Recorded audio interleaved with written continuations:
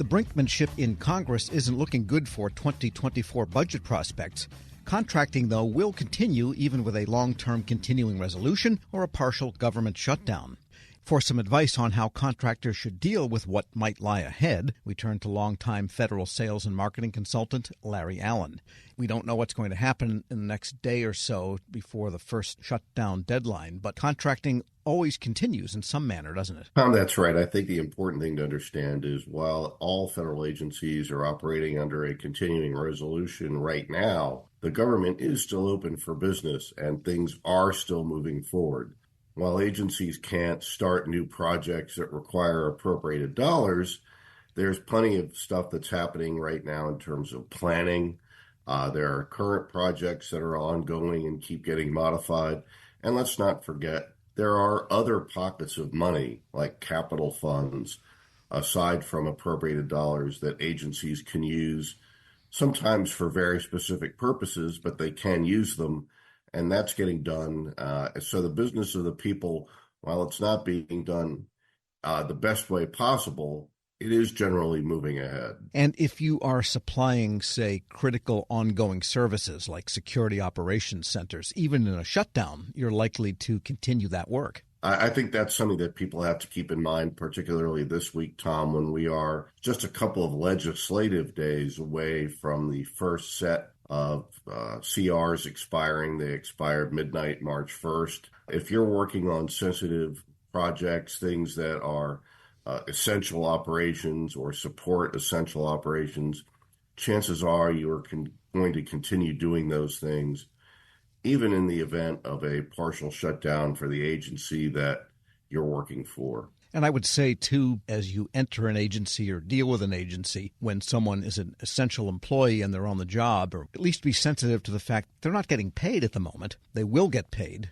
when the shutdown is over. Something to keep in mind in dealing with them. Hey, that's right. And I think that that's, even as we run up to what hopefully will not be a shutdown, Tom, that's a distraction for your federal coworker, for your federal customer.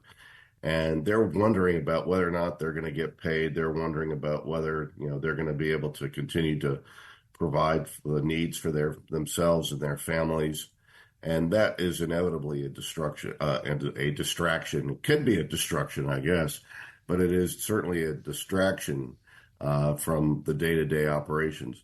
The good news for federal employees is that they will be paid eventually, but we're not so sure about contractors. Contractors don't always get paid for work that's performed during a shutdown. It kind of depends on the nature of the work. But if you haven't had those conversations with your federal customers now, you should be doing that immediately to plan for what could be, a bumpy time. We're speaking with Larry Allen, president of Allen Federal Business Partners. We'll see. I guess maybe they want a future-proof type of thing, and maybe they want a protest-proof approach. And I wanted to ask you about a solicitation for comments coming from the General Services Administration for the follow-on contract to EIS, which is not even fully adopted by all of the federal agencies mandated to use it. This is the big government-wide telecommunications deal. GSA is looking for what follows, and it feels a little bit early for that. Tom, I think it is early. EIS still has about 8 years to run on it. And, that's under the current deadlines. We have seen GSA more recently extend deadlines out for their Oasis Services contract, their Alliant 2 IT contract, just to name two. So it's entirely possible that, when we get to the end of EIS, we'll see that extended out as well. So we're maybe talking potentially about even more than 8 years. Despite that, the agency went out last week and asked for comments from industry on what the state of network infrastructure is going to look like for the next iteration of their contract. I was surprised about this for several reasons. One of which you pointed out, I think it's going to be a considerable amount of crystal ball gazing to figure out and speculate what the next generation of network infrastructure is going to look like in 8 to 10 years. Think about where we were with telecommunications 8 to 10 years ago from today. There are things that we could have predicted, but there are things like the pandemic that profoundly changed the ways in which people work that no one could have predicted.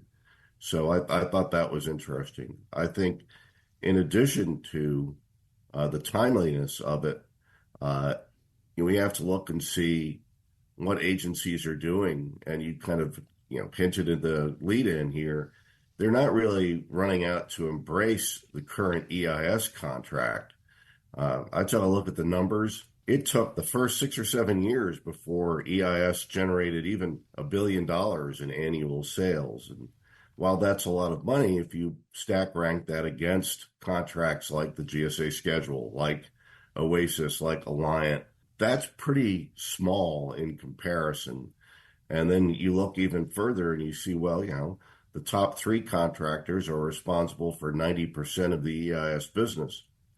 What that means is there are an awful lot of contractors, primes and subs, that expended considerable resources to get on EIS, and they're just not getting a return on that investment.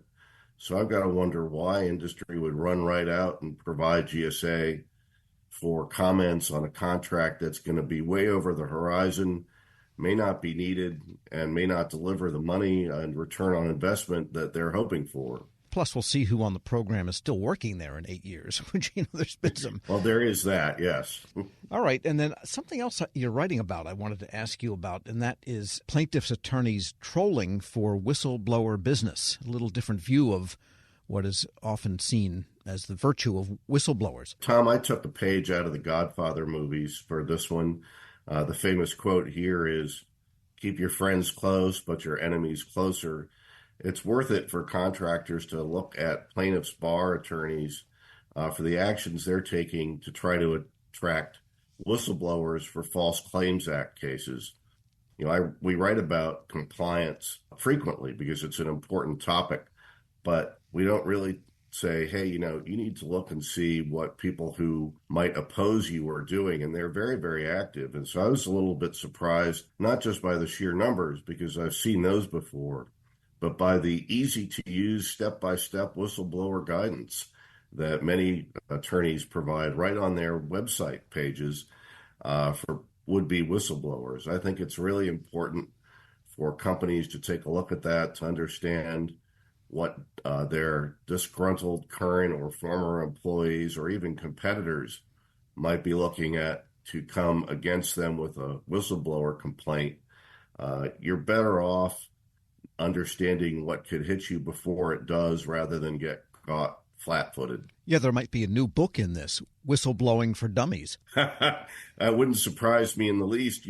As I was preparing this article, I saw a data point. 13 whistleblower cases are filed each week. And while the majority of those are for healthcare contracts, hello, healthcare contractors, they do affect every type of contractor. And even if many of them are without merit, you still have to expend time and resources to defend yourself. Larry Allen is president of Allen Federal Business Partners. On that happy note, thanks for joining me. Tom, thanks very much. And despite all of that, I wish your listeners happy selling. And we'll post this interview at federalnewsnetwork.com/Federal Drive. Hear the Federal Drive on demand. Subscribe wherever you get your podcasts.